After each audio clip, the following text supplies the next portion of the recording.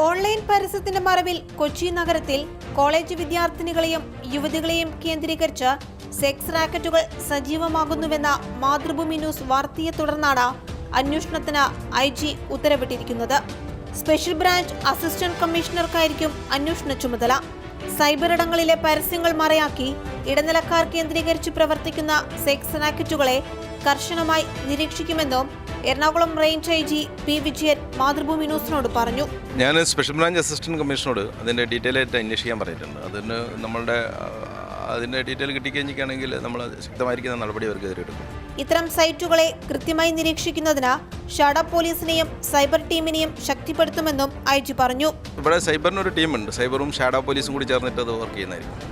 Cyber ഇടങ്ങളിലെ പരസ്യങ്ങളിൽ നിന്നാരംഭിച്ച് കേരളത്തിനകത്തും പുറത്തുമുള്ള 5 നക്ഷത്ര ഹോട്ടലുകളിലേക്ക് വ്യാപിക്കുന്ന സെക്സ് റാക്കറ്റുകളായിരുന്നു മാതൃഭൂമി ന്യൂസിന്റെ ഒളിക്കണ്ണിലൂടെ പുറത്തുവന്നത്. ലക്ഷങ്ങൾ വാഗ്ദാനം ചെയ്ത് കോളേജ് പെൺകുട്ടികൾക്ക് കെണിയൊരുക്കുന്ന സ്ത്രീ ഇടനിലക്കാരും മാതൃഭൂമി ന്യൂസിന്റെ ക്യാമറയ്ക്ക് മുന്നിലെത്തിയിരുന്നു. ഈ ഇടനിലക്കാരെ കൂടി കേന്ദ്രീകരിച്ചായിരിക്കും അന്വേഷണം നടക്കുക. റിയ, മാതൃഭൂമി ന്യൂസ്, കൊച്ചി.